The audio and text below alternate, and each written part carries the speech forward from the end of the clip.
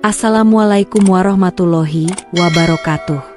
Halo, kembali lagi dengan saya Kania Laura di Cerpenku, di mana kita akan menceritakan kisah nyata menyentuh hati yang kami rangkup dalam bentuk cerpen. Selamat mendengarkan.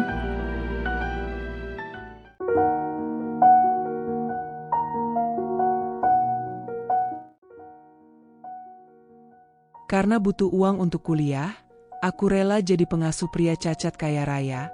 Aku dibuat syok saat tahu 3 pengasuh sebelum aku resign karena mendadak hamil. Ternyata, namaku Alia, 21 tahun. Mahasiswi tingkat akhir jurusan keperawatan. Ayahku sudah lama meninggal, ibuku hanya buruh cuci. Aku nyaris putus kuliah karena tak sanggup membayar SPP. Suatu hari, aku membaca iklan lowongan menjadi pengasuh pribadi untuk pria cacat dengan gaji besar dan akomodasi lengkap. Tanpa pikir panjang, aku lamar. Namanya Damar, 32 tahun, duduk di kursi roda karena kecelakaan. Kaya raya, tinggal di villa mewah milik keluarganya. Aku langsung diterima karena katanya, wajahku tidak memancing perhatian. Minggu pertama kehadiran Damar di rumahku terasa ganjil.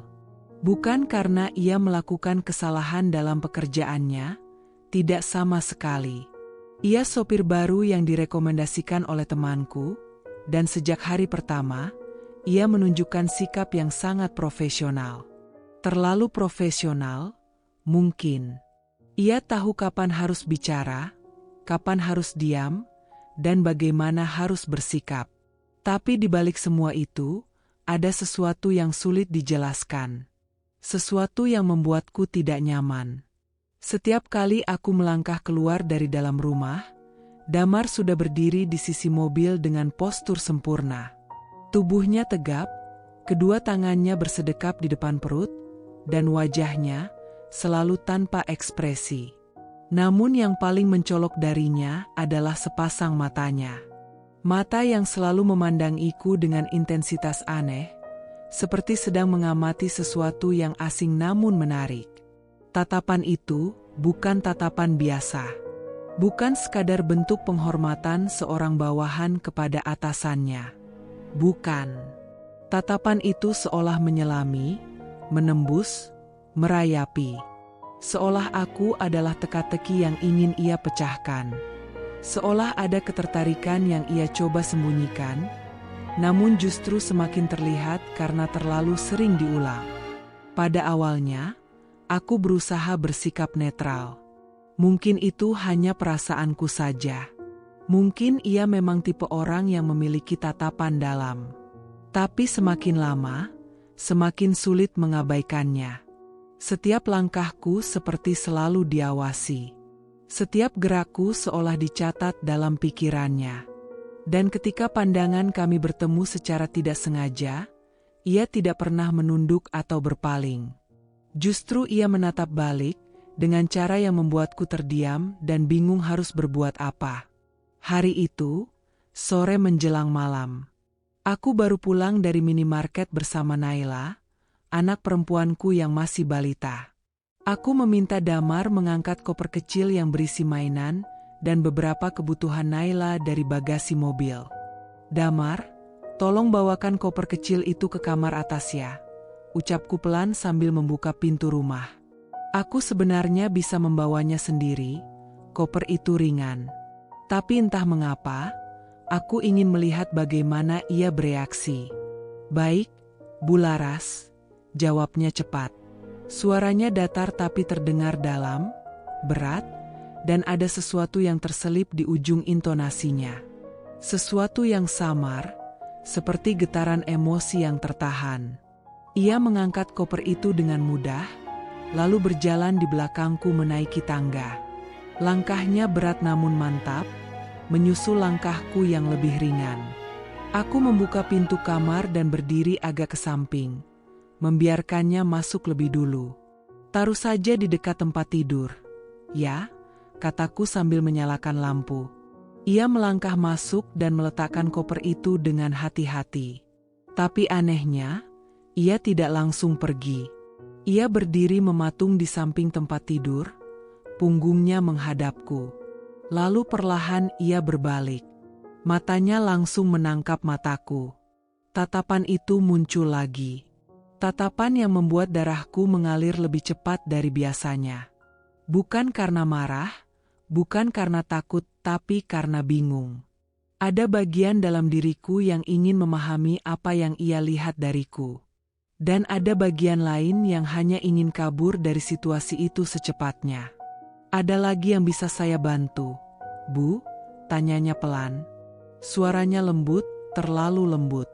Aku mengerjap, terdiam beberapa detik, lalu menggeleng pelan. Tidak, cukup itu saja. Terima kasih. Namun saat aku hendak berjalan keluar kamar, ia melangkah mendekat. Tubuh kami hanya terpisah sejengkal. Dan tiba-tiba, tangannya menyentuh tanganku. Bukan sekadar sentuhan sekilas, ia menggenggam.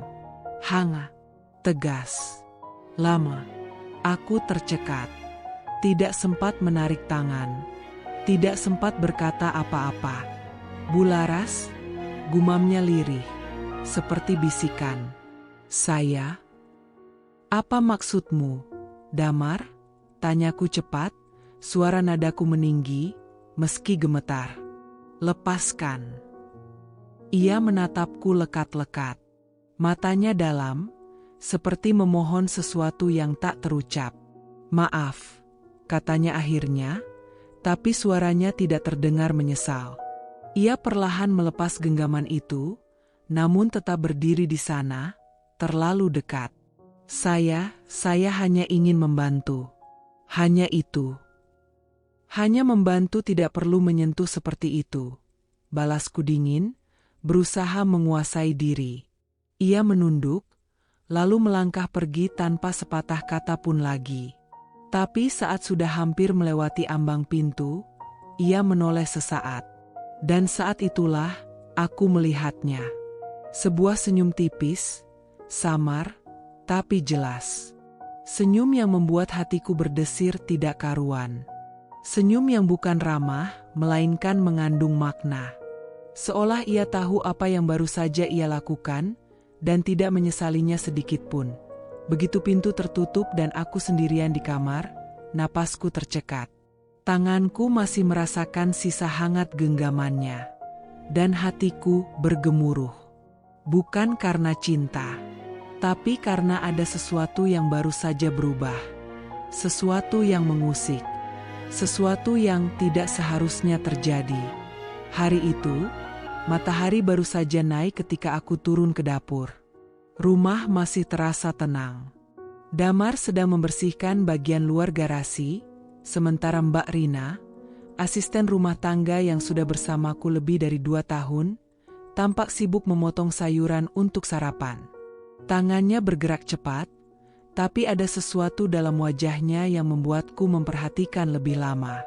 Ia terlihat pucat gelisah. Biasanya, Mbak Rina selalu menyapaku lebih dulu. Tapi pagi itu, tidak ada senyum, tidak ada sapa. Ia hanya melirik sekilas, lalu buru-buru menunduk lagi. Aku mengambil segelas air putih, mencoba mengabaikan perasaan aneh yang mulai merayap di dada. Tapi sebelum aku sempat beranjak pergi, Mbak Rina tiba-tiba berhenti memotong. Ia menoleh sedikit ke arahku, matanya bergerak gelisah ke kanan dan kiri, seolah memastikan tidak ada orang lain di sekitar. Kemudian, ia berbisik, "Bularas." Suaranya nyaris tak terdengar. "Saya mau bilang sesuatu. Tapi jangan keras-keras. Jangan sampai Mas Damar dengar." Aku mengernyit, terkejut dengan nada suaranya yang ketakutan. "Ada apa, Mbak?" Ia mendekat sedikit, lalu membisikkan sesuatu yang membuat jantungku seperti berhenti berdetak sejenak. "Hati-hati, ibu itu pengasuh keempat." Kalimat itu mengendap di udara seperti kabut dingin yang menyelimuti ruang dapur. Aku mematung, menatapnya dengan dahi berkerut. Maksud Mbak apa? Tanyaku pelan, mencoba memahami, meski dadaku mulai terasa sesak. Tapi seketika itu juga, Mbak Rina mundur. Wajahnya berubah. Takut, panik. Seperti seseorang yang baru saja mengatakan sesuatu yang seharusnya tak pernah ia ucapkan. Saya nggak tahu apa-apa, Bu, katanya buru-buru. Saya cuma dengar-dengar aja. Tolong lupakan saya pernah ngomong apa-apa barusan, ya. Mbak Rina, aku menahan lengannya, tolong jelaskan. Apa maksud pengasuh keempat? Apa maksudmu saya yang keempat? Siapa 3 yang sebelumnya? Tapi Mbak Rina menggeleng keras. Saya nggak bisa bilang, Bu. Saya takut. Saya cuma pengurus rumah. Saya cuma kerja di sini. Tolong jangan tanya lagi. Mbak, ini penting. Kalau memang ada yang nggak beres, saya berhak tahu. Ia mundur 1 langkah. Matanya berkaca-kaca, tubuhnya sedikit gemetar. Saya udah lihat hal-hal yang gak masuk akal di rumah ini. Tapi saya gak punya bukti. Dan yang pernah ngomong, semuanya udah pergi. Tiba-tiba, aku semakin kebingungan. Mereka pergi? Kemana? Saya gak tahu. Mereka gak pamit. Gak ada yang tahu. Tapi setiap kali ada yang baru, selalu sama. Awalnya biasa aja. Tapi lama-lama mereka jadi takut. Seperti merasa diikuti. Seperti diawasi terus. Siapa yang ngawasi? Desakku. Tapi Mbak Rina membeku. Pandangannya melirik ke jendela yang mengarah ke halaman belakang. Udah ya, Bu. Tolong jangan bahas ini lagi. Katanya cepat. Saya harus kerja. Saya ada keluarga, saya nggak mau kenapa-kenapa. Lalu ia kembali ke meja, memotong wortel seperti tidak pernah mengatakan apapun. Tapi aku tahu, ia sedang berusaha melindungi dirinya. Mungkin juga melindungiku. Dan kata-kata itu masih terngiang-ngiang di kepalaku. Pengasuh keempat. Apa yang sebenarnya terjadi di rumah ini sebelum aku datang? Siapa Damar sebenarnya? Dan apa yang terjadi pada 3 perempuan sebelum aku? Pertanyaan-pertanyaan itu bergelung di kepalaku, seperti benang kusut yang mustahil diurai. Tapi satu hal yang pasti, perasaan tidak nyaman yang selama ini menggangguku bukan sekadar perasaan. Sejak percakapan rahasia dengan Mbak Rina pagi itu, pikiranku tak pernah tenang. Kalimat samar-samar yang ia bisikan, hati-hati, ibu itu pengasuh keempat, terus menggema di kepalaku, seperti suara gema dalam ruang kosong yang tak bisa kupadamkan. Apa maksudnya aku pengasuh keempat? Keempat dari siapa? Apa yang terjadi pada 3 orang sebelumku? Rasa penasaran berubah menjadi kegelisahan. Kegelisahan berubah menjadi kecemasan. Dan kecemasan menjadi ketakutan yang pelan-pelan menyesakkan napas. Aku tak bisa hanya diam. Maka diam-diam, tanpa memberitahu siapapun di rumah, aku pergi ke kantor agen penyalur pengasuh tempatku dulu merekrut Damar dan pengasuh anak yang sebelumnya. Lokasinya berada di sebuah ruko kecil di pinggiran kota. Terlihat sederhana, tidak mencolok, tapi penuh aktivitas. Ketika aku melangkah masuk, seorang wanita parubaya langsung menyambut dengan senyum sopan. Di dadanya tersemat pin bertuliskan, Bu Neti, Manajer Administrasi. Selamat siang, Ibu. Ada yang bisa kami bantu? Tanyanya ramah. Aku tersenyum tipis, mencoba menahan emosi. Siang. Saya Laras. Beberapa bulan lalu saya ambil pengasuh dari sini. Saya ingin tanya soal 3 pengasuh sebelumnya. Raut wajah Bu Neti berubah seketika. Senyum di wajahnya lenyap, digantikan ketegangan yang jelas terlihat. Maaf, maksud ibu pengasuh sebelumnya yang? Aku menatap matanya dalam-dalam, mengunci pandangannya agar ia tahu aku serius. Saya tidak mau bertele-tele. Saya hanya ingin tahu apa yang terjadi dengan 3 pengasuh yang pernah bekerja di rumah saya sebelumnya. Saya dengar mereka semua keluar mendadak, tanpa alasan yang jelas. Wajah Bu Neti semakin tegang. Ia menoleh pelan ke arah seorang staf muda di belakangnya, seolah meminta bantuan. Tapi staf itu hanya menunduk dalam-dalam, pura-pura sibuk dengan dokumen. Maaf, Bu Laras. Data dan privasi pekerja kami tidak bisa kami buka begitu saja. Cukup, potongku tegas. Tolong jangan permainkan saya. Saya seorang ibu, dan saya merasa ada yang tidak beres di rumah saya. Ini bukan soal pekerjaan biasa. Ini soal keselamatan. Nada suaraku mulai bergetar. Bukan karena marah, tapi karena ketakutan yang semakin nyata. Bu Neti menarik napas dalam-dalam. Lalu, seolah menyerah pada desakan batinku, ia mempersilakan aku duduk di ruang kecil di dalam kantor. Pintu ditutup perlahan. Ruangan itu sunyi. Hanya suara detik jarum jam yang terdengar. Ia menatapku lama sebelum akhirnya berkata pelan, "Apa ibu benar-benar ingin tahu?" Aku mengangguk tanpa ragu. Ia menunduk sejenak, lalu mulai bicara, seperti seseorang yang menyimpan rahasia terlalu lama. 3 pengasuh yang ibu maksud memang pernah bekerja di rumah yang sama. Rumah ibu, katanya lirih. Dan ya, mereka semua mengundurkan diri. Tapi bukan karena masalah pekerjaan. Aku mencengkeram jemariku erat. Lalu, kenapa mereka berhenti?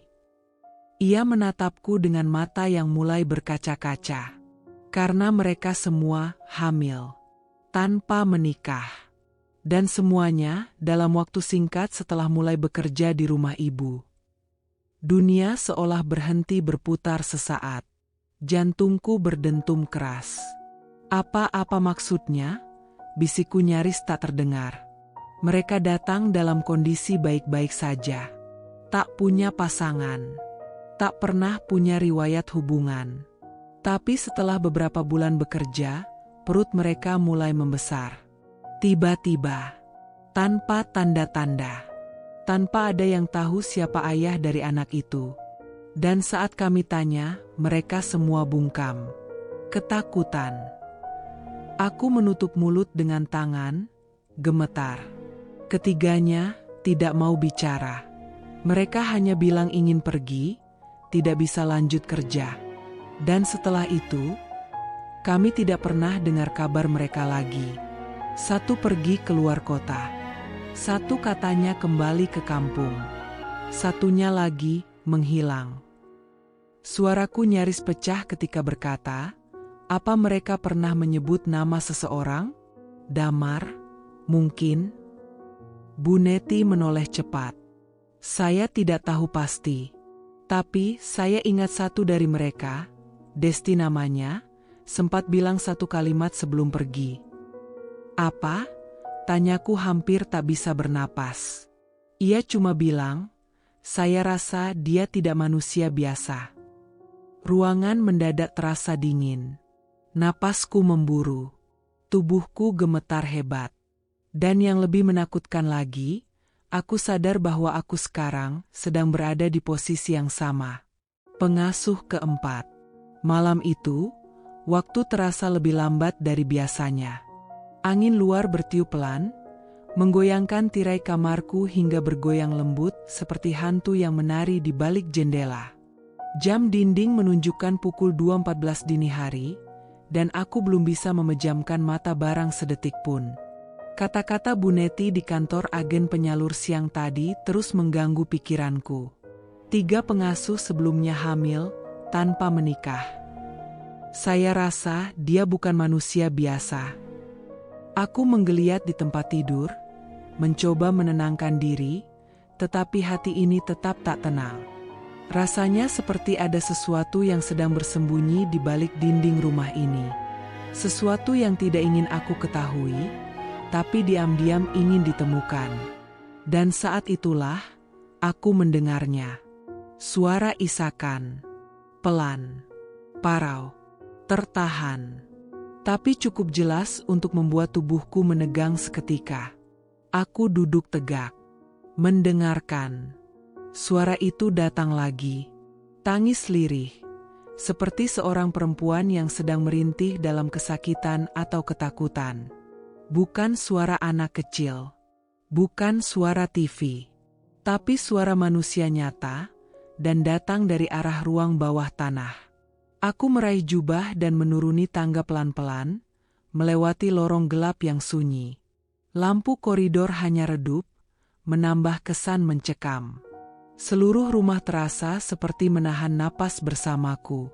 Langkahku terhenti di depan sebuah pintu tua di bawah tangga spiral belakang. Pintu ruang bawah tanah. Semenjak pindah ke rumah ini, aku tak pernah membuka pintu itu. Tidak pernah punya alasan, dan entah mengapa, tidak pernah merasa ingin. Tapi malam ini, rasa penasaran menampar keras. Suara isakan itu masih terdengar. Lebih jelas. Lebih memilukan. Seolah-olah seseorang sedang memohon untuk dikeluarkan dari dalam sana. "Halo?" sapaku pelan, nyaris berbisik. "Siapa di bawah?" Tidak ada jawaban. Hanya suara isakannya yang terus menggema dari balik pintu.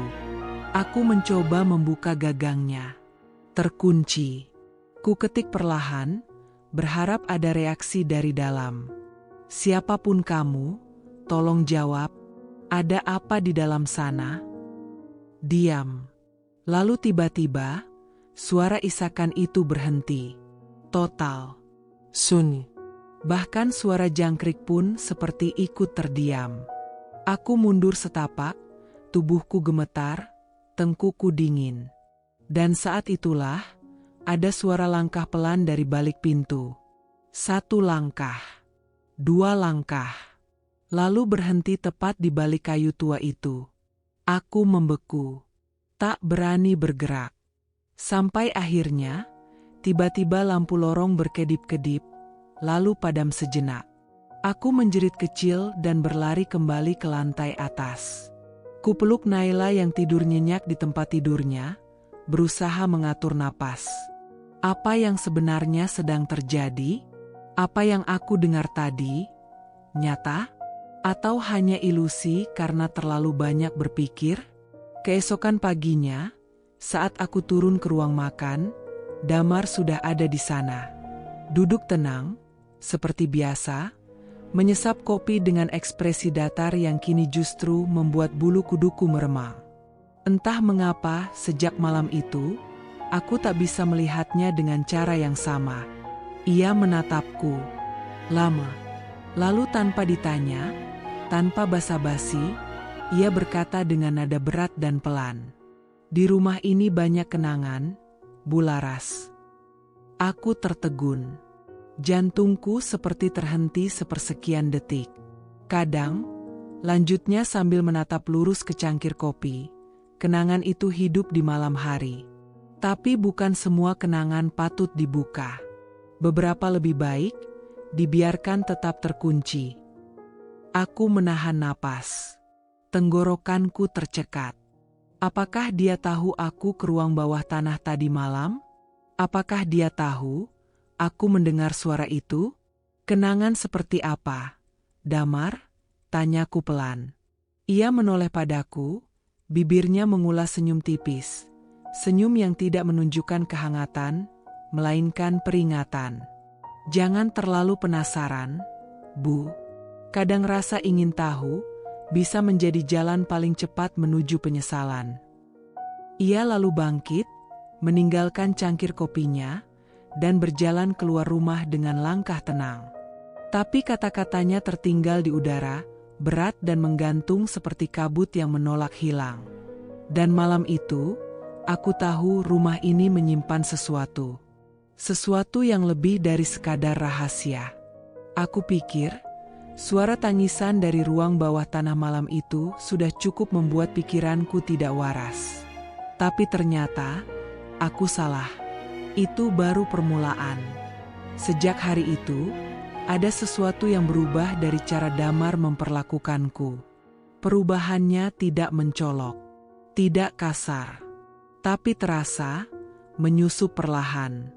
Seperti ular yang melilit tubuh tanpa suara, semakin kuat tanpa kau sadari.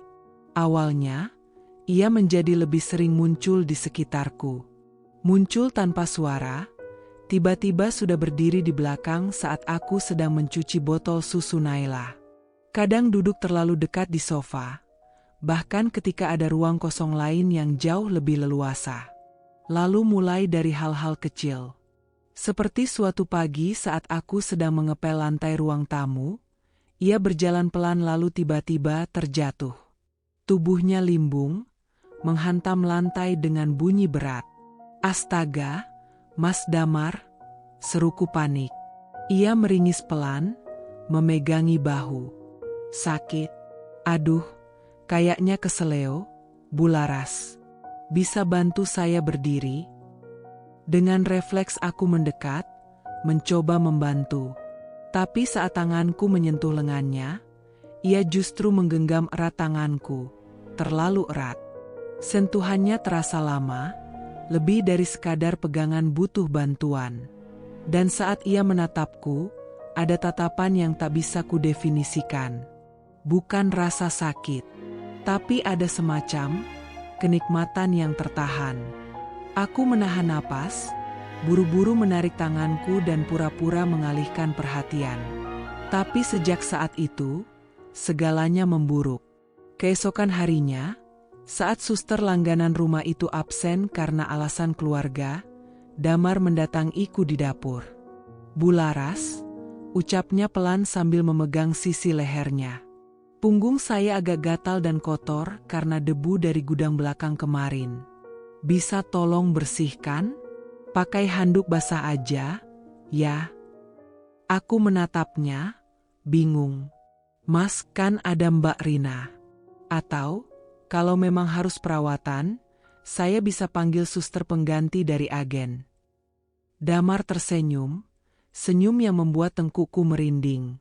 "Saya maunya ibu saja." Tangan ibu lebih lembut.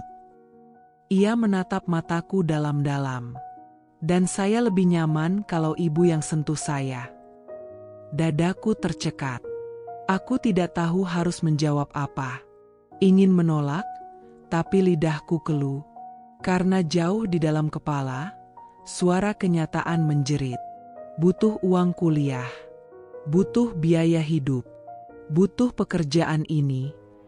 Dengan jari gemetar, aku menerima handuk basah yang ia sodorkan. Saat aku mengusap pelan punggungnya, aku bisa merasakan kulitnya merinding dan desah napasnya berubah tak terkendali. "Pelan aja, ya kayak gitu," gumamnya nyaris berbisik. Suaranya berat, dingin, tapi mengandung sesuatu yang membuatku merasa terjebak. Tanganku berhenti. "Mas Damar, saya rasa ini tidak pantas." Ia menoleh setengah, menyeringai. "Apa yang gak pantas, Bularas? Saya hanya pasien. Ibu hanya membantu. Tidak lebih." Tapi aku tahu, itu lebih dari sekadar membantu. Setelah itu, aku buru-buru mundur, meletakkan handuk dan berlalu tanpa sepatah kata. Napasku sesak. Jantungku berdegup keras. Di dalam kamar kecil yang kusebut tempat istirahat, aku menangis diam-diam. Antara malu, takut, dan marah pada diriku sendiri karena tak bisa berkata tegas.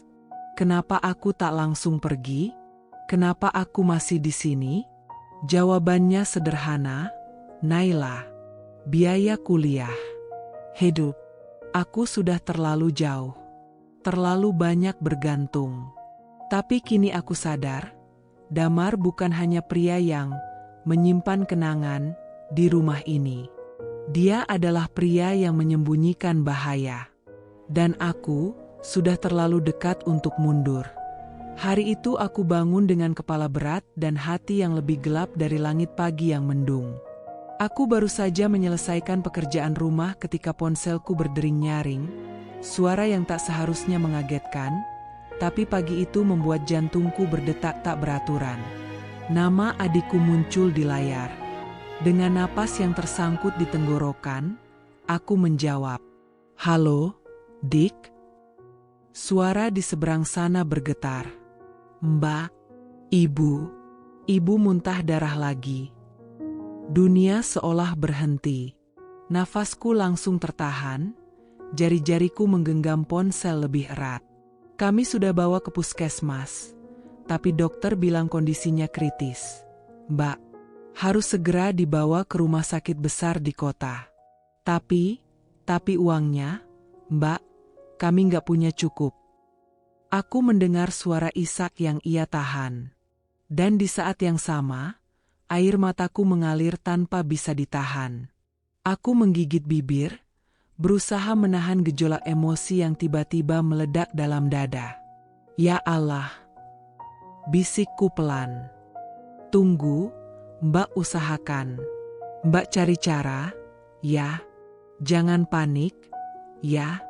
Mbak akan cari jalan." Setelah menutup telepon, aku terduduk lemas di sudut dapur. Keringat dingin membasahi pelipis, dan perutku terasa mual oleh ketakutan yang tak bisa dijelaskan. Pikiranku langsung berlari ke gaji bulan depan, yang belum kuterima, dan bahkan kalau kuterima pun, belum cukup untuk biaya rumah sakit. Aku ingin keluar dari rumah ini. Ingin lari sejauh mungkin dari Damar dan semua ketegangan yang ia bangun perlahan-lahan. Tapi kini, aku tak bisa. Aku terjebak, bukan oleh cinta, tapi oleh kewajiban. Dan sialnya, Damar tahu itu. Sore harinya, aku duduk di kursi taman belakang, mencoba menghirup udara segar yang rasanya tetap sesak di dada. Langit tampak kelabu, dan angin sore mengibas pelan rambutku. Aku sedang berpikir keras, harus pinjam ke siapa? Harus bagaimana agar ibu bisa segera ditangani. Lalu suara itu datang. Suara yang belakangan ini sering membuat tubuhku kaku seketika. "Laras." Aku menoleh. Damar berdiri di belakangku, tangannya dimasukkan ke saku celana. Ia tampak tenang. Terlalu tenang, seperti seseorang yang sedang menonton seekor burung kecil terperangkap, tahu bahwa ia tinggal menunggu waktu untuk menekuk lehernya. "Aku dengar ibumu sakit." Aku mengerjap pelan. Jantungku berdetak lebih cepat. "Kok Mas tahu?" tanyaku pelan. Ia tidak langsung menjawab, hanya duduk di sampingku, menyilangkan kaki dan menatap jauh ke depan. "Kamu bicara cukup keras di dapur tadi. Aku dengar semuanya. Dan aku paham. Berat, ya?" Aku tidak menjawab. Tenggorokanku tercekat. Aku tidak ingin terlihat lemah di depannya, tapi nyatanya aku sedang rapuh. Terlalu rapuh untuk berpura-pura kuat. Ia lalu menoleh ke arahku, dengan ekspresi wajah yang seolah-olah penuh simpati. Padahal matanya kosong. Dingin. "Kalau kamu butuh uang lebih," katanya pelan, "aku bisa bantu." Aku menoleh cepat. Napasku tercekat. Ada sesuatu dalam suaranya yang tidak beres. Terlalu tenang. Terlalu terencana. "Maksud Mas?" tanyaku dengan suara rendah. Ia mendekat, jaraknya kini hanya sejengkal. "Aku bisa kasih kamu uang. Uang yang cukup buat bawa ibumu ke rumah sakit terbaik. Obat paling ampuh. Kamar yang bersih. Semua bisa ditangani." Mataku membulat. Harapan sempat muncul sekejap, lalu tenggelam kembali ketika ia melanjutkan dengan nada yang lebih lambat, penuh makna. "Asal kamu juga bantu aku." Dunia serasa berhenti berdetak. "Bantu apa?" tanyaku, walau aku tahu aku tidak siap mendengar jawabannya. Ia menyeringai kecil, lalu menghela napas pelan. "Kamu tahu maksudku. Aku nggak minta kamu macam-macam. Aku cuma ingin kamu lebih dekat, lebih peduli, lebih patuh. Mas Damar, suaraku gemetar. Saya ini pengasuh anak. Saya kerja di sini buat bantu Naila, bukan buat. Gak usah defensif begitu. Potongnya, nada suaranya mulai terdengar berbeda. Aku nggak maksa. Aku cuma menawarkan bantuan. Kamu yang butuh, bukan aku. Aku berdiri. Mataku memerah, dada sesak, dan tenggorokanku seperti tercekik oleh kata-kata yang tak bisa keluar. Mas, tolong jangan manfaatkan keadaan saya. Ini soal hidup mati ibu saya. Damar ikut berdiri. Ia menatapku dari atas ke bawah. Wajahnya tak lagi lembut. Yang tersisa hanya tatapan milik pria yang tahu bahwa ia punya kendali penuh atas seseorang. Justru karena itu aku tawarkan solusi. Kamu tinggal bilang, ya, Laras.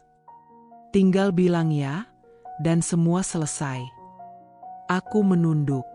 Tubuhku lemas. Otakku menolak, tapi hatiku tahu aku sedang berdiri di ujung jurang.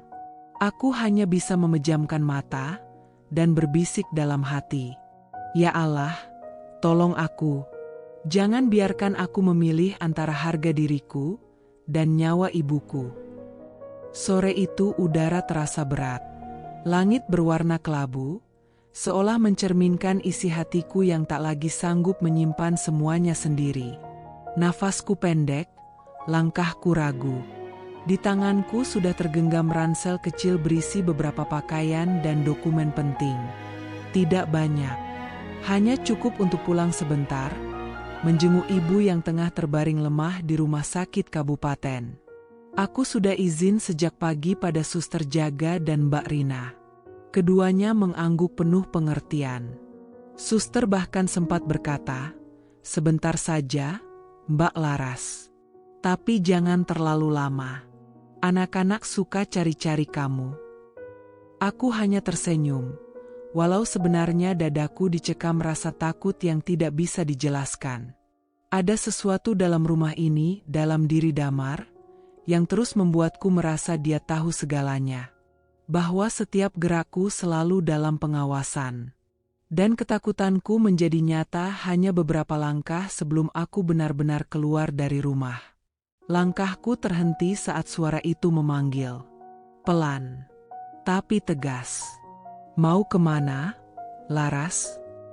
Aku menoleh perlahan. Damar berdiri di ambang pintu utama. Wajahnya tenang, terlalu tenang. Senyum tipis menghiasi bibirnya, tapi mata itu tajam, dingin, dan berbahaya. Aku menarik napas panjang, mencoba berbicara selembut mungkin. "Saya cuma mau pulang sebentar, Mas. Ibu saya sedang dirawat. Saya janji, besok malam sudah balik." Damar tidak langsung menjawab.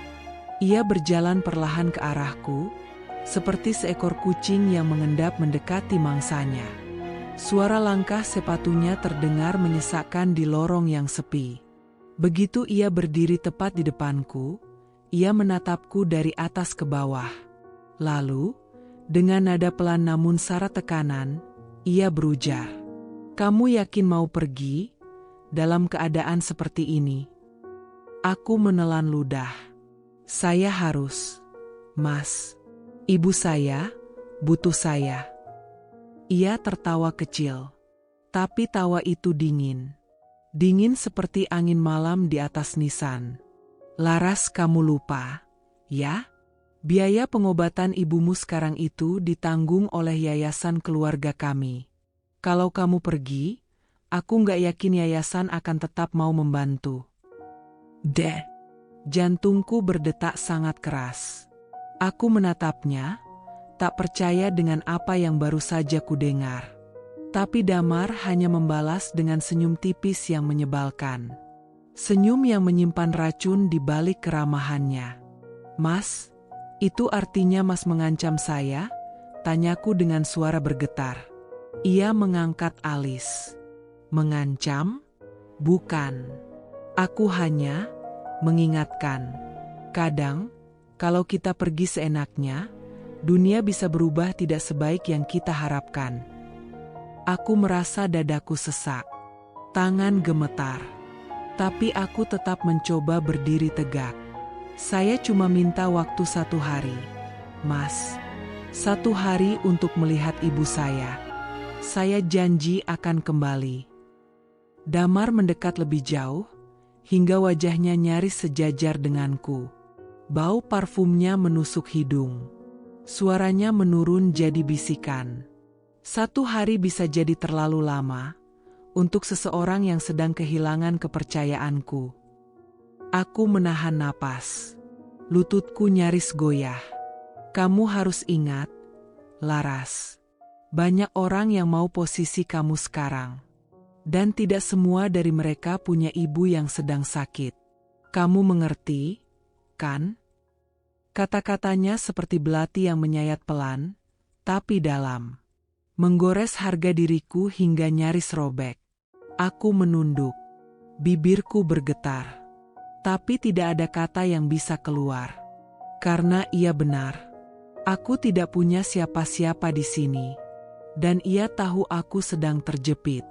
Ia tahu aku akan melakukan apapun demi 1 hal, ibu. Lalu, ia menyentuh bahuku. Lembut, tapi penuh kepemilikan. Taruh tasmu. Temui ibumu lain kali. Hari ini, kamu tetap di sini. Aku tidak menjawab. Tak mampu. Perlahan, aku meletakkan ranselku kembali ke lantai.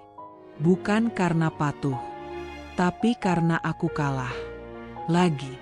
Dan kali ini, kekalahan itu membuatku menangis diam-diam di balik kamar. Meringkuk di pojok ranjang sambil menggenggam foto ibu, berdoa dalam hening yang panjang. Tuhan, sampai kapan aku harus bertahan dalam rumah yang menjadi penjaraku sendiri? Hari itu hujan turun perlahan, mengguyur jendela perpustakaan tua yang sunyi. Aku sedang membersihkan rak-rak buku atas perintah Damar, yang katanya ingin rumah terlihat lebih rapi karena akan ada tamu dari yayasan. Sebenarnya aku tidak terlalu peduli siapa yang datang. Bagiku, ini hanya alasan lain agar aku tetap sibuk dan tetap berada di dalam rumah ini. Ruangan itu dingin, sunyinya menusuk. Bau kayu tua bercampur debu membuat dadaku sesak.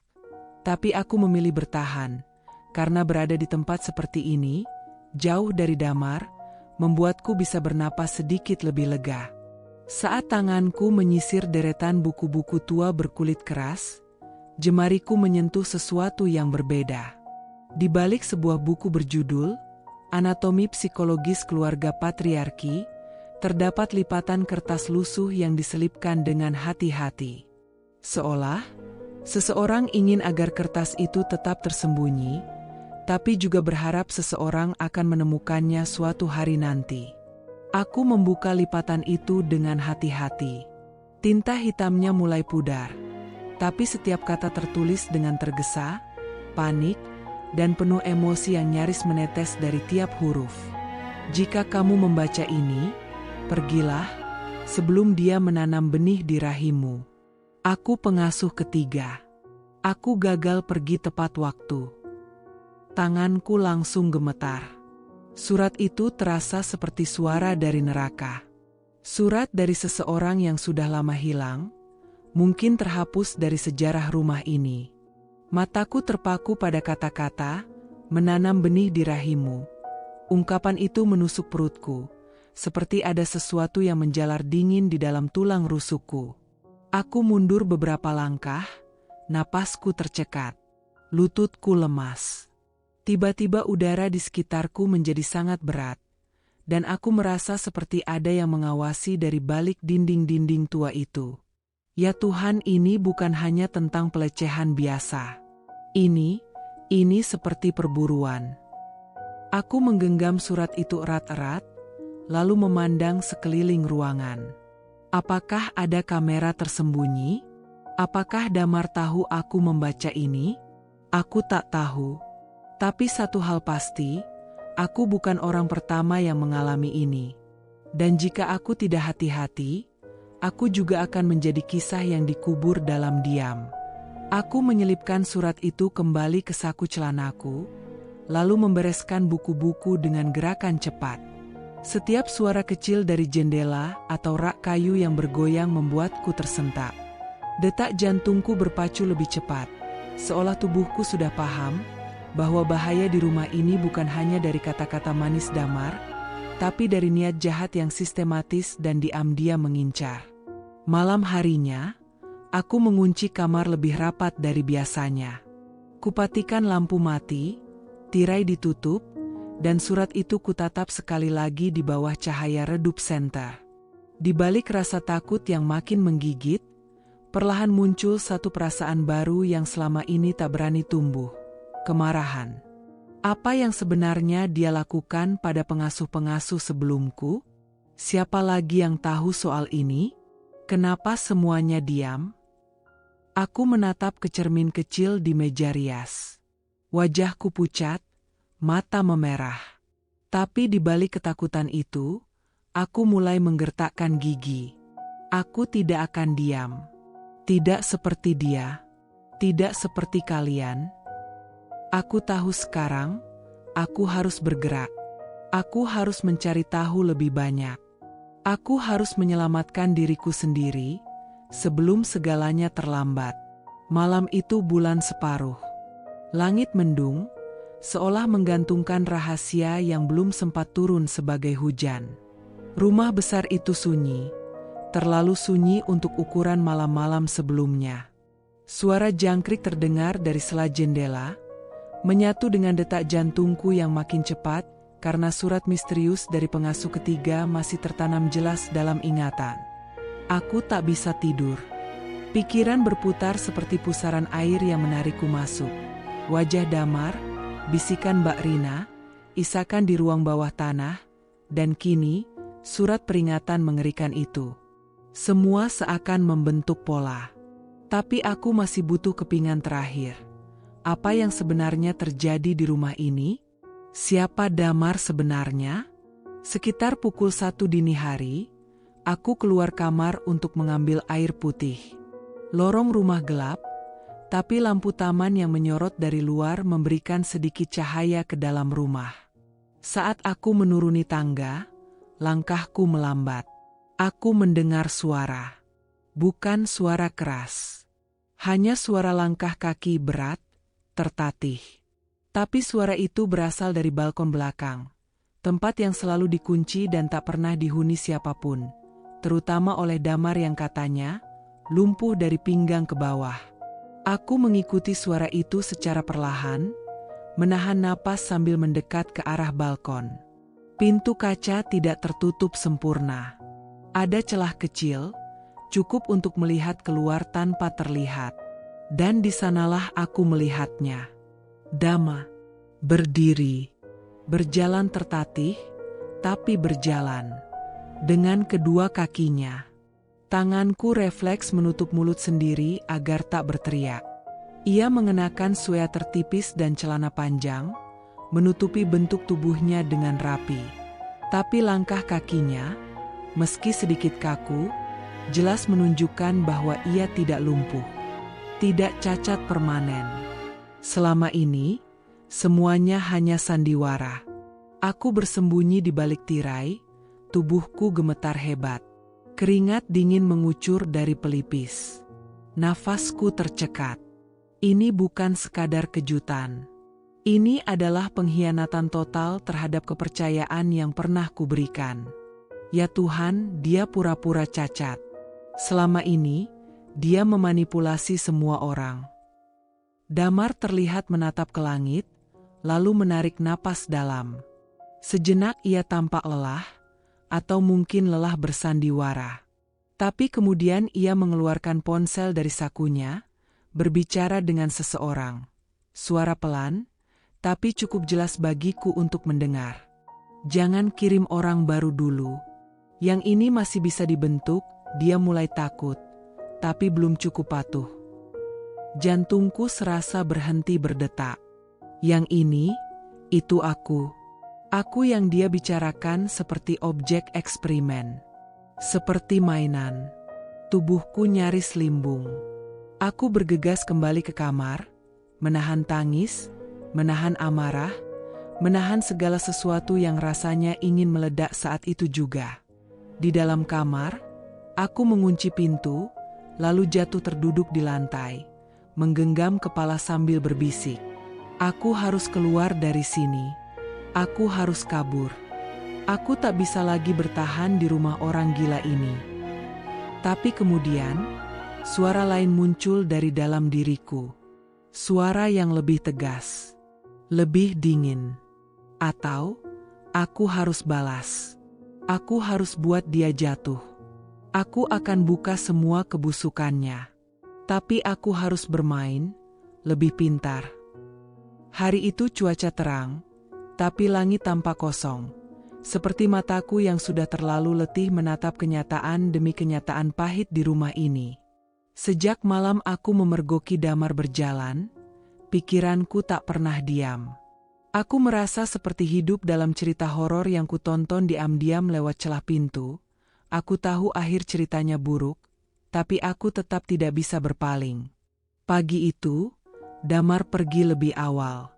Katanya ada rapat dengan pihak yayasan. Aku hanya mengangguk sambil menunduk. Pura-pura bodoh, pura-pura lugu, pura-pura tak tahu kalau dia sudah lama memalsukan segalanya. Mbak Rina menyuruhku membersihkan kamar Damar. Biasanya ia sendiri yang menangani ruangan itu, tapi hari ini entah kenapa ia bilang dirinya pusing dan memintaku menggantikan. Aku sempat ragu. Tapi naluriku justru berkata, "Masuklah. Mungkin ini waktumu." Saat aku melangkah masuk ke kamar itu, aroma parfum maskulin langsung menyergap. Kamar itu terlalu rapi untuk ukuran pria penyendiri. Tak ada debu, tak ada barang berserakan, seolah ruangan itu bukan tempat tidur, tapi museum kehidupan palsu. Aku mulai menyeka meja, lalu merapikan sisi lemari kecil di pojok ruangan. Saat menarik laci paling bawah, aku menemukan sesuatu yang tidak biasa. Sebuah map coklat tua, tersembunyi di bawah tumpukan buku medis. Tanganku bergetar saat menyentuhnya. Ada firasat buruk yang langsung menyelinap ke tulang belakangku. Dengan perlahan, aku membuka map itu. Dan di dalamnya, ada 3 lembar foto USG. Ya Tuhan, foto-foto hitam putih yang biasanya membawa harapan dan sukacita. Tapi hari ini, foto-foto itu justru membuatku menggigil. Masing-masing menunjukkan janin di usia kandungan berbeda. Di pojok kanan atas, tertera nama yang berbeda-beda. N. Pratiwi, S. Handayani, L. Maulida. Namun yang membuat dadaku makin nyeri adalah tulisan tangan di belakang masing-masing foto. Tulisan yang sama, dengan gaya mencoret cepat namun tajam. 8 Juni D. 14 Januari D. 2 November D. Huruf D Damar. Tanggal-tanggal itu mungkin tanggal kehamilan, atau mungkin tanggal pengambil alihan, atau tanda ia merasa telah menanam benih, seperti yang ditulis pengasuh ketiga dalam surat itu. Aku langsung terduduk. Nafasku tercekat. Dunia berputar pelan. Mataku panas menahan tangis. 3 nama. 3 janin. 3 korban. Lalu muncul pertanyaan yang paling menakutkan dari semua. Di mana mereka sekarang? Kupandangi ketiga foto itu dengan mata berair. Hatiku bergemuruh. Ini bukan lagi sekadar pelecehan atau manipulasi. Ini adalah kejahatan yang sistematis. Ini adalah teror yang diam-diam berlangsung di balik rumah megah ini. Aku menempelkan foto-foto itu ke dadaku. Tak tahu harus marah, takut, atau hancur. Tiba-tiba suara langkah kaki terdengar dari arah tangga. Jantungku langsung berdebar.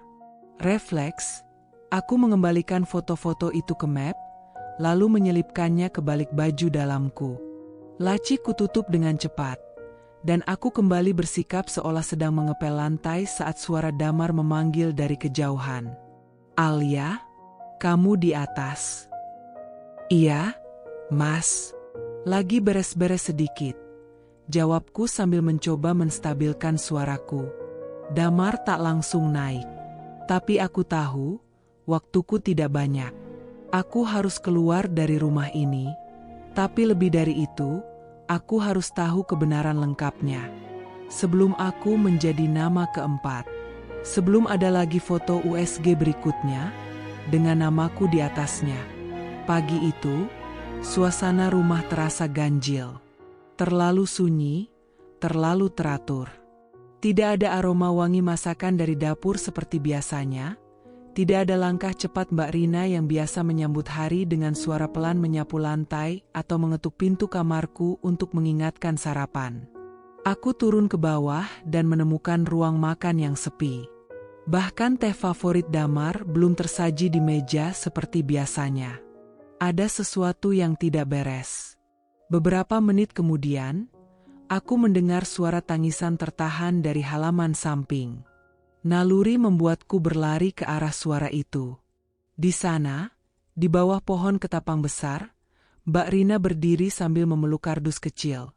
Matanya bengkak, pipinya basah, dan tangan gemetar hebat. "Mbak Rina?" Aku mendekat pelan, napasku tercekat melihat wajahnya yang tak lagi bisa menyembunyikan duka. Ia hanya menatapku, lalu buru-buru menyeka air matanya, berusaha terlihat tegar. Tapi mulutnya tak bisa diam. Ia berbisik terburu-buru, seperti takut ada yang mendengar. "Alia, kamu harus hati-hati, kamu sudah terlalu dalam." "Maksud Mbak apa? Ini karena aku nemu." Sebelum aku selesai bicara, pintu depan terbuka. Suara tongkat menghentak lantai keras-keras. Damar muncul dengan langkah perlahan tapi penuh dominasi, menatap kami dari kejauhan. "Rina." Suaranya tenang, tapi nadanya menyimpan sengatan. "Kamu mau pergi dengan baik-baik, atau harus saya panggil orang keamanan?" Mbak Rina menunduk. Tubuhnya seperti kehilangan kekuatan. Tapi sebelum ia benar-benar pergi, ia menoleh sekali lagi padaku. "Jangan percaya semua yang kamu lihat. Dan jangan percaya siapapun di rumah ini, bahkan diri sendiri pun kadang bisa dikendalikan." Lalu ia berjalan menjauh, meninggalkanku yang masih membeku di tempat, bingung, marah, takut, dan sendirian. Setelah Mbak Rina menghilang di balik pagar, Damar perlahan mendekatiku. Senyumnya terlukis di wajah, begitu halus, tapi dingin dan tajam. "Kenapa dia dipecat, Mas?" Aku mencoba bertanya, walau suaraku bergetar. Baru kemarin dia terlihat baik-baik saja. Damar berhenti tepat di hadapanku, matanya menatap lurus ke dalam mataku. Mulutnya terlalu banyak, katanya pelan, datar, nyaris berbisik. Tapi justru karena itulah kalimat itu terdengar jauh lebih menakutkan. Ia kemudian berbalik, berjalan perlahan masuk ke dalam rumah sambil mengetukkan tongkatnya ke lantai marmer. 1, 2, 3 kali. Suara itu bergema dalam pikiranku, seperti detak jam yang menghitung waktu menuju bahaya berikutnya. Hari itu, aku belajar satu hal. Di rumah ini, kebenaran adalah hal yang sangat mahal. Dan orang yang terlalu dekat padanya akan dibungkam. Malam itu udara terasa lebih pengap dari biasanya. Rumah sunyi. Mbak Rina sudah dipecat. Suster malam sedang di kamar atas. Dan Damar, seperti biasa, meminta disiapkan teh chamomile sebelum tidur. Tapi hatiku tak tenang. Jantungku tak berhenti berdetak keras sejak siang. Ada satu hal yang terus berputar dalam pikiranku, ruang bawah tanah. Tempat yang dulu hanya kutemukan isakan lirih. Tempat yang selalu terkunci. Tempat yang Damar bilang penuh kenangan, atau barangkali penuh dosa? Hari ini, aku menemukan kunci cadangan yang diselipkan di balik buku tebal di perpustakaan. Seolah seseorang dengan sengaja menyelamatkannya untuk orang berikutnya. Mungkin Mbak Rina. Mungkin pengasuh sebelumnya. Atau mungkin, yang tidak sempat kabur, tanganku gemetar saat memutar anak kunci. Suaranya pelan tapi menyayat telinga. Klik. Pintu terbuka perlahan. Aroma lembab dan tanah tua langsung menyergap. Cahaya dari senter ponselku menelusuri dinding batu yang dingin dan berlumut. Langkah-langkahku bergema, seolah seluruh rumah bisa mendengarnya.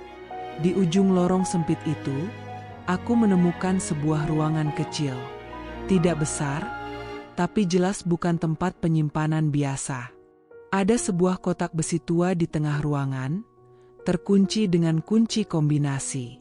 Tapi kertas kecil yang menempel di dinding memberiku petunjuk. 3 rahasia. 3 tahun. 3 angka. Aku mengingat foto USG yang kutemukan sebelumnya. Tanggalnya. Aku mencoba satu kombinasi, dan kotak itu pun terbuka. Isinya menghantamku seperti badai. 1. Tumpukan surat ancaman. Ditulis dengan tangan gemetar. Semuanya dari nama-nama berbeda. Isinya selalu serupa. Saya tahu apa yang terjadi. Saya akan lapor polisi kalau kau tidak berhenti. Aku tidak ingin menyimpan rahasia ini lagi. Tapi dia mengancam anakku. Aku hamil. Tapi ini bukan yang kuinginkan. Surat-surat itu mengering oleh waktu. Tapi ketakutannya masih hidup. 2. 3 test pack positif.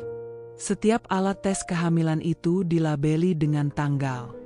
Dan di balik masing-masing, tertulis inisial, L, R, M, lagi-lagi 3 perempuan sebelumku. 3 nyawa yang ditanam, dipaksa, lalu menghilang entah kemana. 3. Sebuah buku harian. Kusentuh sampulnya perlahan. Tulisannya agak goyah, milik R. Ku tahu itu milik salah satu pengasuh sebelumnya. Dalam halaman-halamannya, tertulis jeritan sunyi. Awalnya dia sangat baik, perhatian, lembut. Tapi setelah tahu aku butuh uang, dia mulai menekan. Aku tak bisa keluar. Ibuku diancam. Setiap kali kutolak, dia menjadi seseorang yang lain. Mereka tidak akan percaya padaku. Dia direktur yayasan. Sosok malaikat di luar rumah. Tapi iblis di dalamnya. Aku tak mampu melanjutkan. Tanganku gemetar hebat. Perutku mual. Nafasku memburu. Air mataku jatuh tanpa bisa ditahan. Dunia di sekelilingku serasa runtuh. Rumah itu bukan rumah. Itu penjara.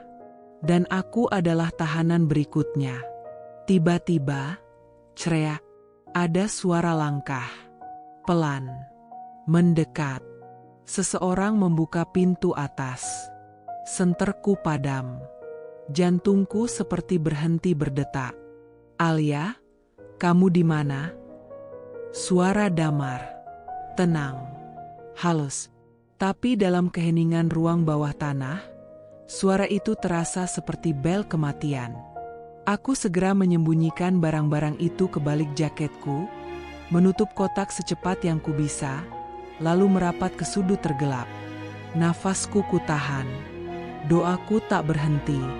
Dan langkah-langkah itu, untungnya, berhenti di ujung tangga. Jangan pernah terlalu ingin tahu, Alia. Kadang, kebenaran hanya akan membuatmu gila. Lalu, pintu tertutup lagi. Aku berlari keluar beberapa menit kemudian, tubuhku dingin, keringat membasahi seluruh punggung. Tapi kali ini aku tak hanya takut. Aku marah. Aku punya bukti. Dan aku harus mencari tahu bagaimana cara mengungkapkan ini pada dunia. sebelum aku menjadi cerita yang hanya tertulis dalam buku harian berikutnya. Hari itu, langit seperti memantulkan isi hatiku, abu-abu, sesak, dan penuh tekanan tak terlihat.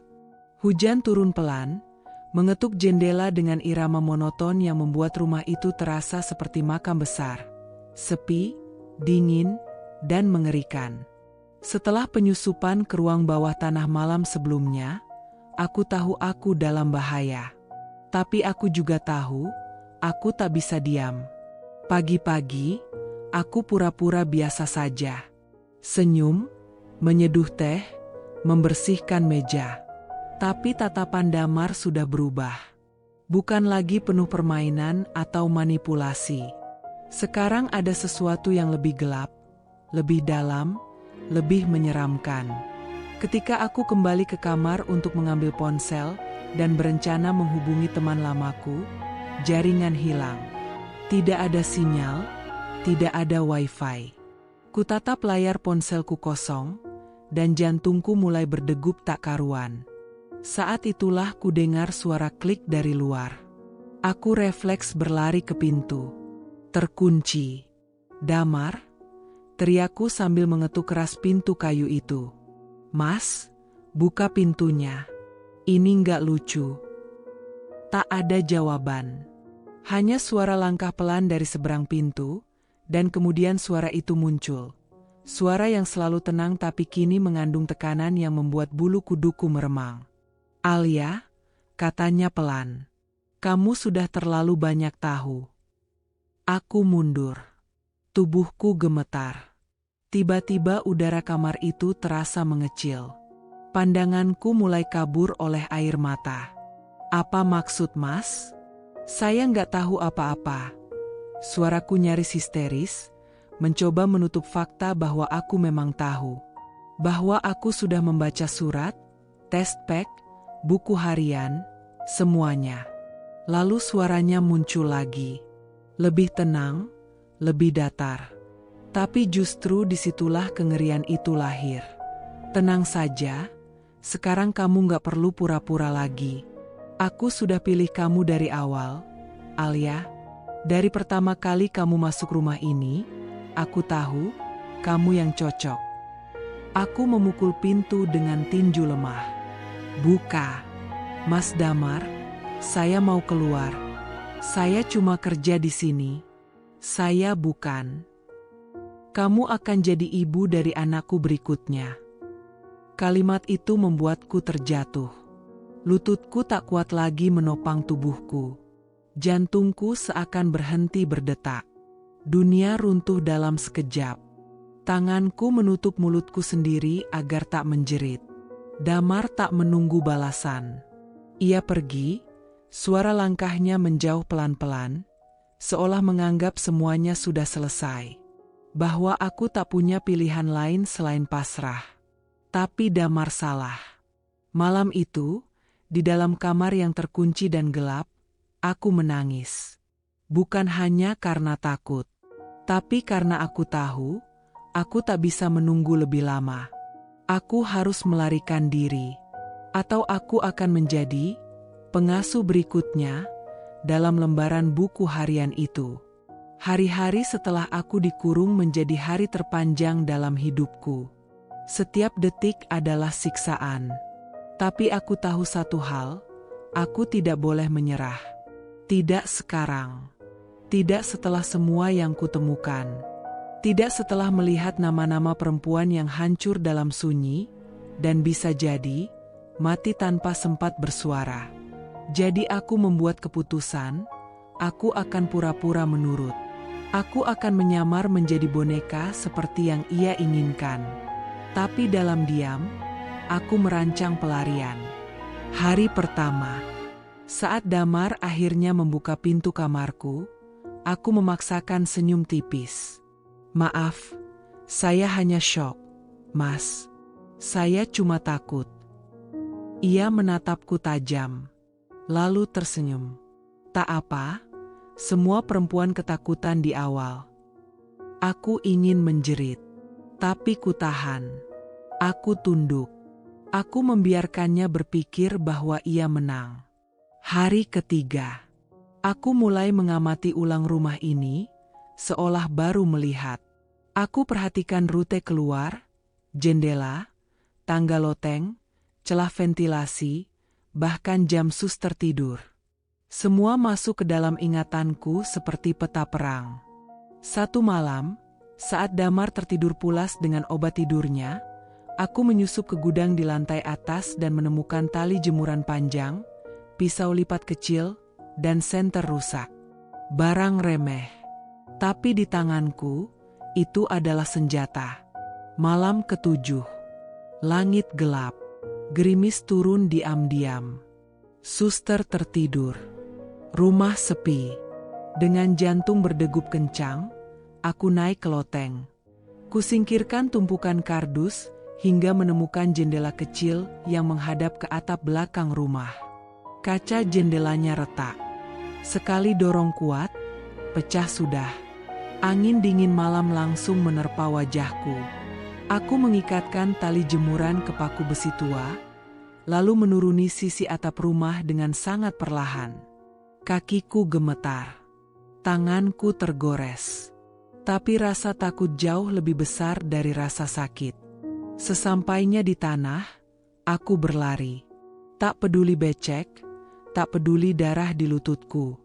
Aku berlari sejauh mungkin, ke jalan besar, ke arah manapun asal menjauh dari villa itu. Setelah berjalan hampir 1 jam, aku melihat papan kecil dengan cahaya redup, warnet 24 jam, ketik cetak.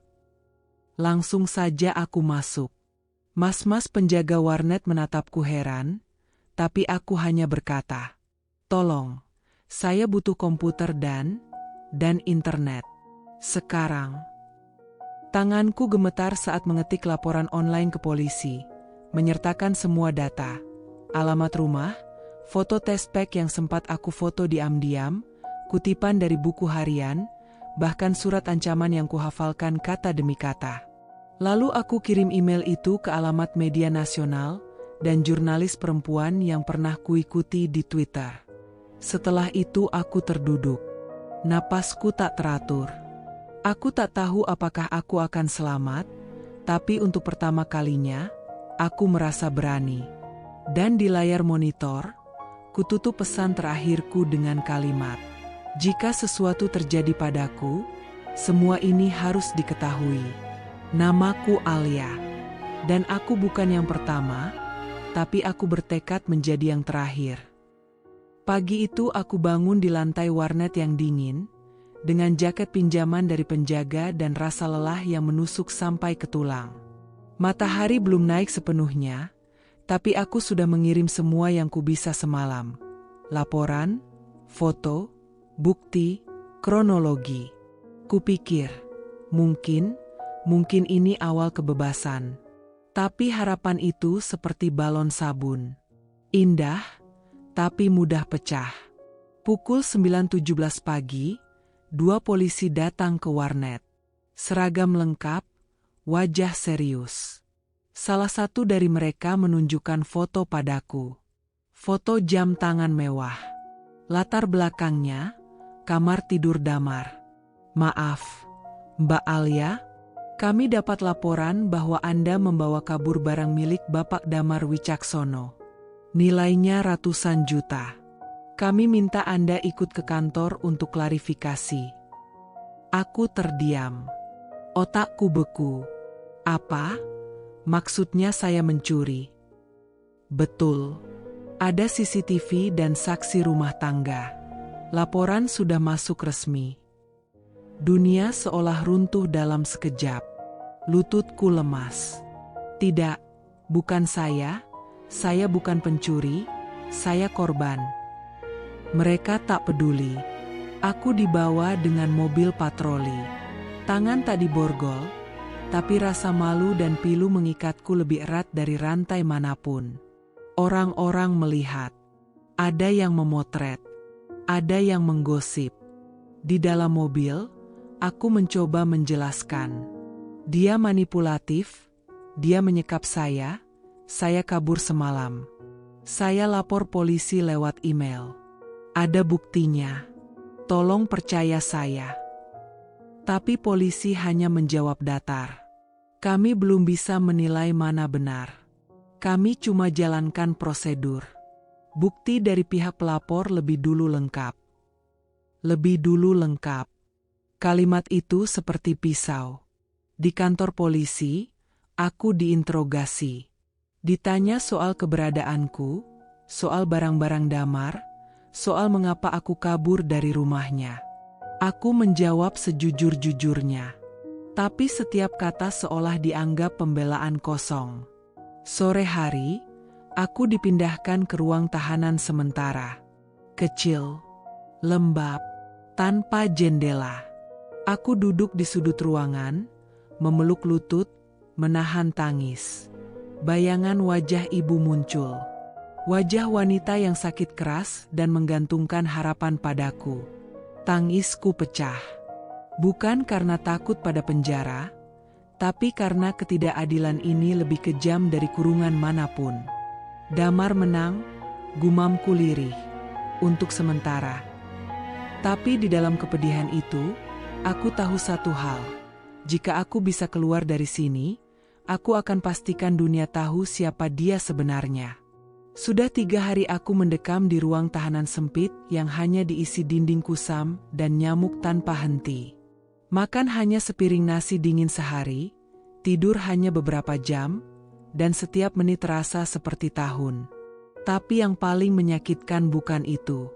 Yang paling menyayat hati adalah, tidak ada yang percaya aku korban. Aku mulai berpikir, bagaimana kalau aku benar-benar dikorbankan oleh sistem? Bagaimana kalau aku mati perlahan dalam ketidakadilan, sementara Damar terus hidup dengan topeng sucinya? Namun sore itu, ketika hujan turun deras dan langit Jakarta seperti menangis, seorang petugas masuk ke sel dan memanggil namaku. Alia, ada yang datang. Katanya penting dan mendesak. Aku bingung. Tak punya keluarga di Jakarta. Teman-teman jauh. Siapa?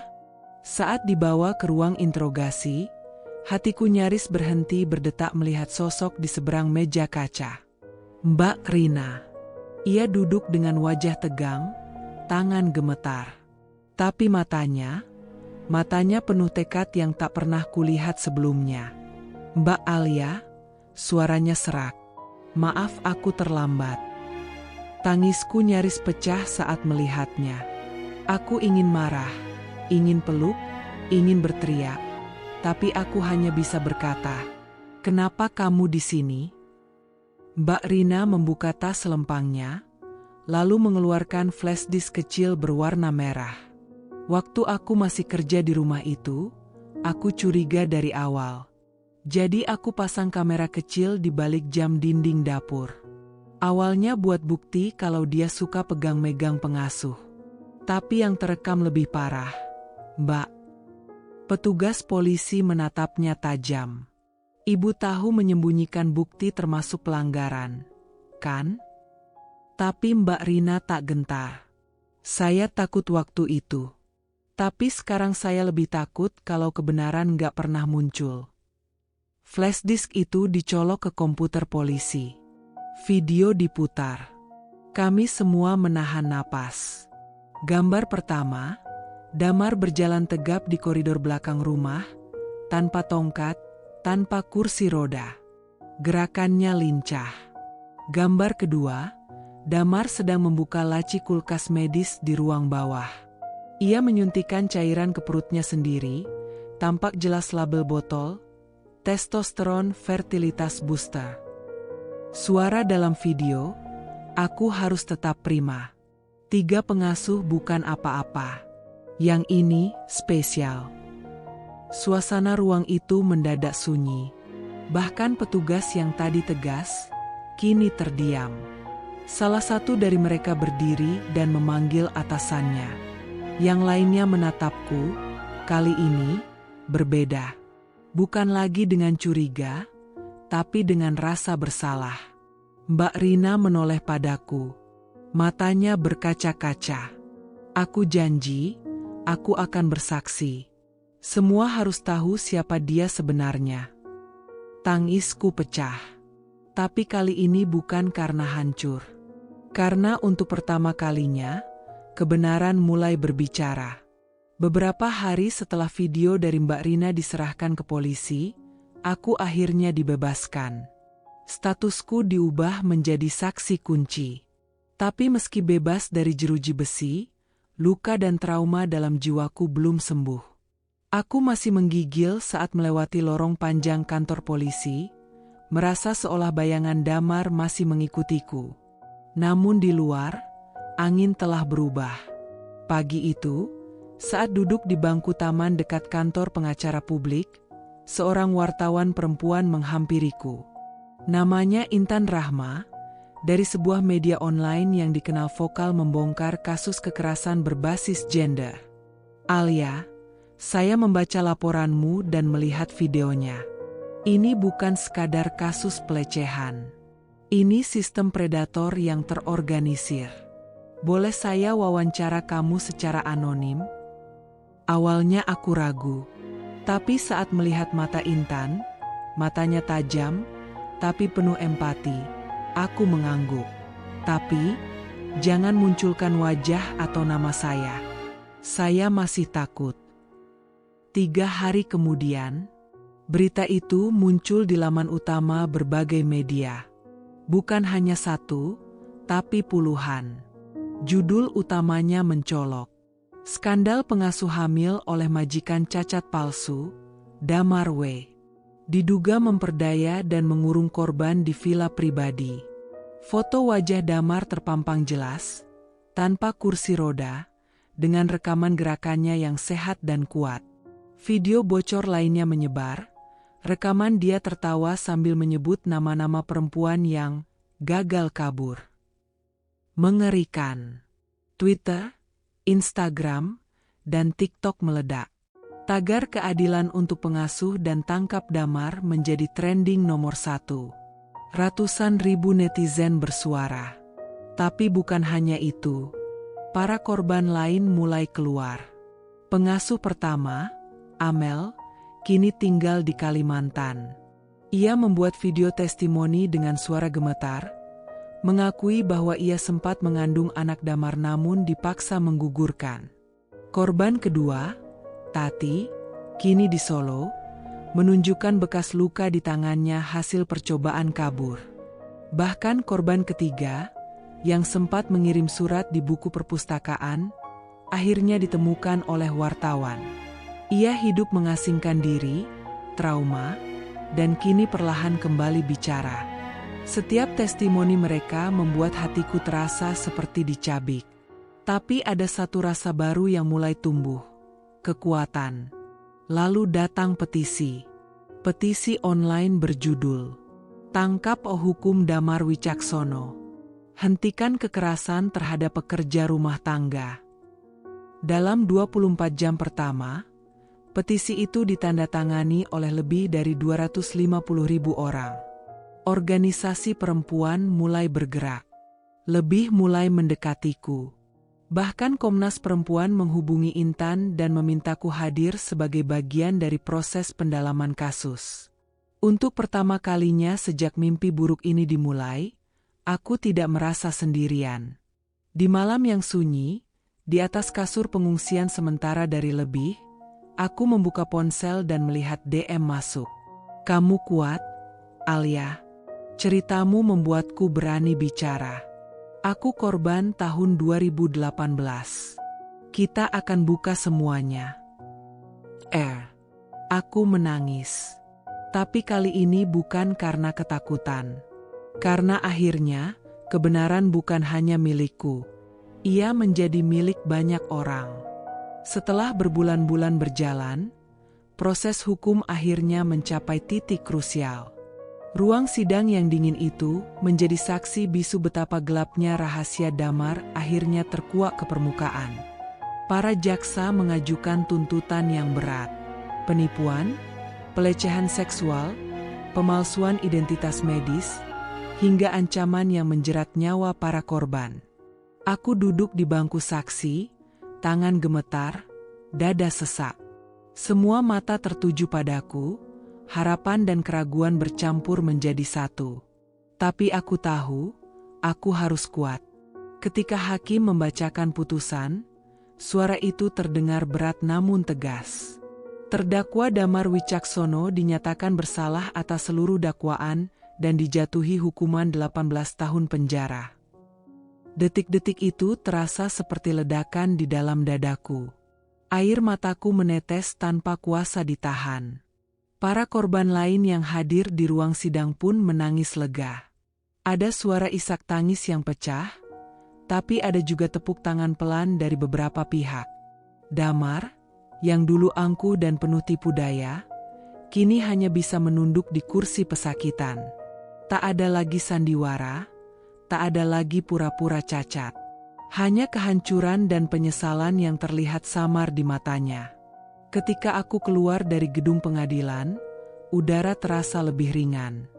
Aku tahu ini bukan akhir.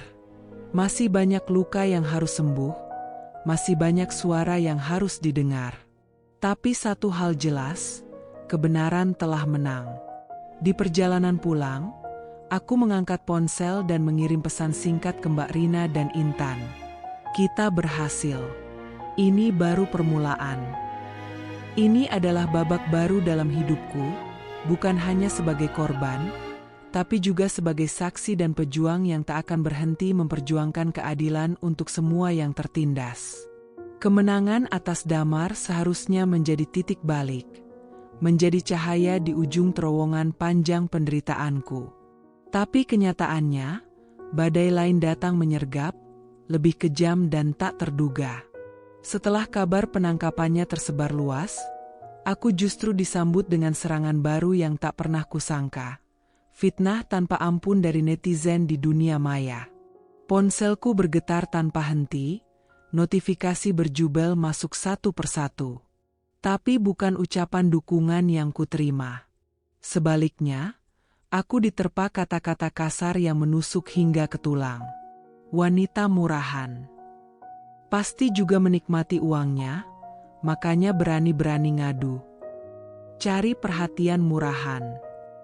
Aku menatap layar dengan tangan gemetar, suara hatiku bergemuruh.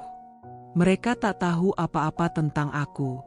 Mereka hanya melihat dari luarnya saja. Di media sosial, aku seperti korban dari kasus ini berubah menjadi musuh publik. Orang yang tak kukenal pun ikut menghakimi, menertawakan luka dan penderitaanku. Bahkan ada akun anonim yang mengirim pesan kasar, membanding-bandingkan aku dengan wanita pengasuh lain yang dinilai gagal atau bodoh. Suatu malam, aku terdiam di kamar, menatap langit-langit yang gelap. Air mata jatuh membasahi pipi, dan suaraku pecah saat aku berbisik pada diri sendiri. Aku tidak pantas mendapat ini. Aku hanya korban. Ponsel di tanganku bergetar lagi. Aku lihat pesan dari ibu. Nak, jangan dengarkan kata-kata jahat mereka. Aku tahu kamu kuat. Aku bangga sama kamu.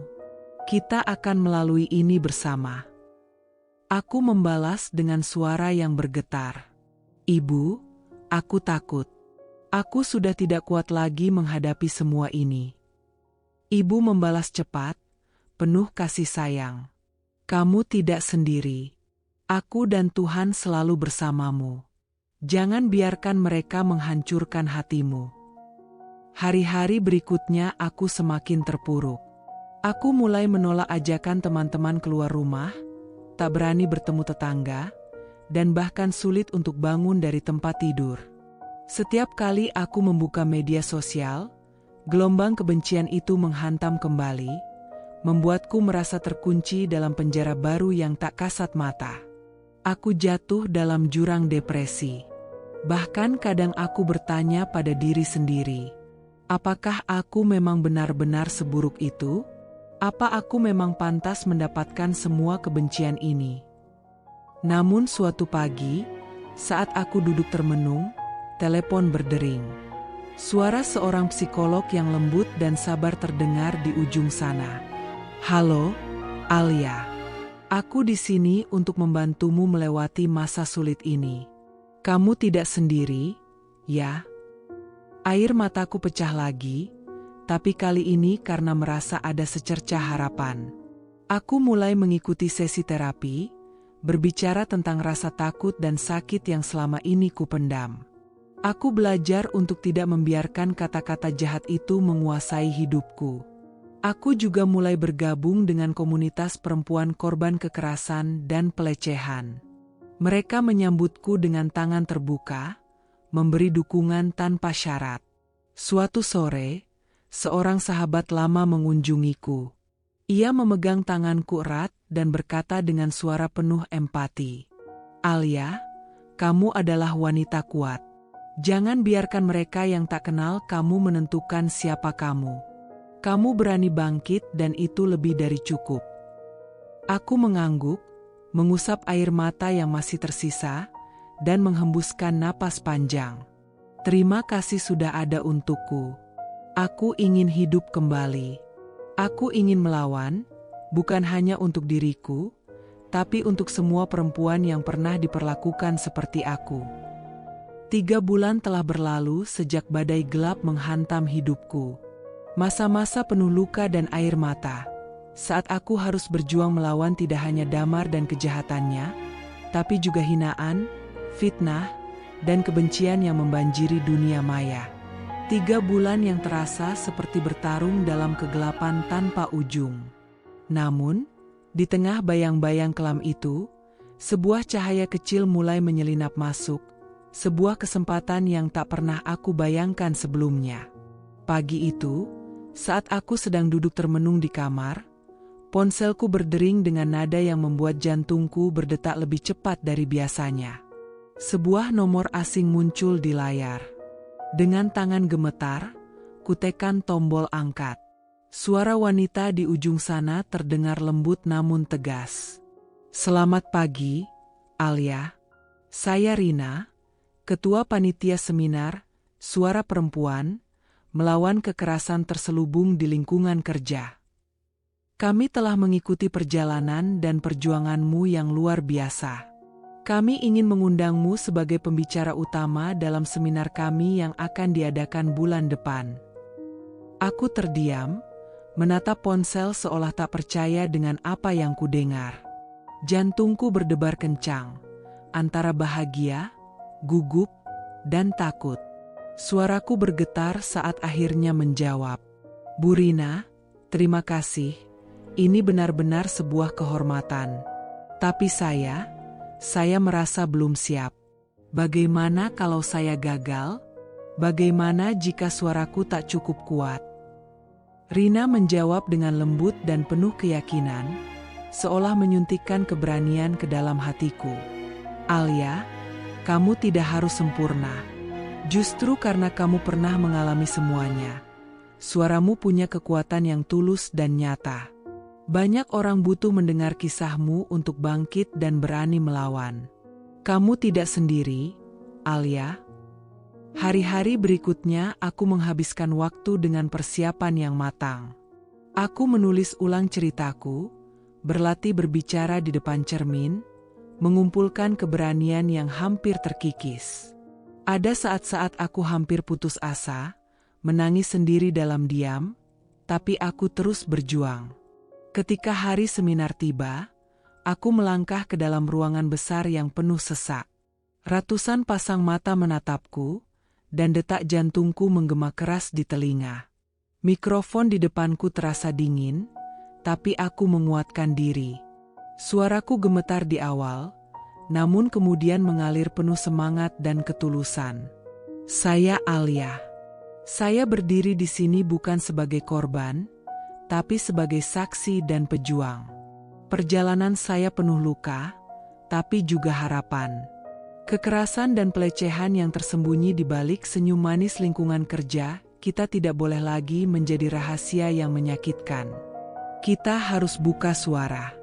Kita harus lawan bersama." Ruangan itu bergema dengan tepuk tangan yang hangat, beberapa orang bahkan meneteskan air mata. Aku menatap wajah-wajah yang penuh perhatian, Dan untuk pertama kalinya dalam waktu lama, aku merasa dilihat, didengar, dan dihargai. Setelah acara, banyak yang menghampiriku, berbagi cerita mereka, mengucapkan terima kasih, dan menawarkan dukungan. Ada organisasi yang mengundangku untuk bergabung dalam gerakan perempuan, aktivis yang siap mendampingiku, dan media yang ingin mengangkat kisah ini lebih luas lagi. Malam itu, saat aku berdiri di depan cermin kamar, menatap wajah yang kini tak lagi penuh ketakutan, aku tersenyum pelan. Aku mengusap air mata yang tersisa dan berbisik, "Alia, kamu sudah bangkit. Ini baru awal perjalananmu. Suaramu akan mengubah dunia." Hari ini, aku menatap masa depan dengan harapan yang dulu tak pernah berani aku bayangkan. Setelah bertahun-tahun penuh perjuangan dan air mata, akhirnya aku berhasil lulus kuliah dengan beasiswa dari sebuah lembaga yang khusus membantu korban kekerasan seperti aku. Setiap langkah yang kuambil kini terasa lebih ringan, karena aku tahu, aku tidak lagi berjalan sendirian. Damar, pria yang dulu begitu berani menghancurkan hidupku, kini menjalani hari-harinya di balik jeruji besi. Hukuman penjara yang dijalaninya tidak hanya melukai harga dirinya, tapi juga menghancurkan keluarganya yang kini bangkrut, tak mampu membayar biaya hukum dan ganti rugi yang terus membebani mereka. Karma seolah berjalan perlahan, tapi pasti, menjemput mereka yang memilih menabur luka. 3 wanita pengasuh yang pernah menjadi korban Damar juga telah menemukan kebahagiaan baru. Mereka kini hidup lebih baik, dengan rumah tangga yang penuh cinta. Beberapa dari mereka sudah menikah, bahkan berhasil mendapatkan hak asuh anak-anak mereka kembali, sebuah kemenangan yang manis setelah sekian lama berjuang di balik bayang-bayang trauma. Ibu, sumber kekuatanku selama ini, akhirnya pulih. Penyakitnya berangsur membaik, dan kami kini menjalani hidup sederhana, jauh dari gemerlap dunia yang dulu terasa begitu kelam. Rumah kecil kami dipenuhi ketenangan dan kasih sayang yang tulus, sesuatu yang tak bisa dibeli dengan uang. Sedangkan Damar, nasib menghantamnya dengan keras. Di dalam penjara, ia benar-benar lumpuh setelah dikeroyok sesama napi, ketika berusaha memperkosa suster penjara. Tubuhnya yang dulu pura-pura cacat kini benar-benar tak berdaya. Begitulah balasan atas segala kebusukan yang telah ia lakukan, sebuah karma yang datang dengan cara dan waktu yang tak terduga. Aku menarik napas panjang, menatap langit malam yang tenang dari jendela kamarku, lalu berbisik dalam hati. Tuhan kadang menunggu waktu yang tepat untuk menunjukkan siapa manusia sebenarnya. Dan aku tahu, akhirnya keadilan itu ada, bukan hanya untukku, tapi untuk semua yang pernah menjadi korban. Kini aku bebas. Bebas dari rasa takut, bebas dari luka, dan siap menatap dunia dengan hati yang penuh harapan.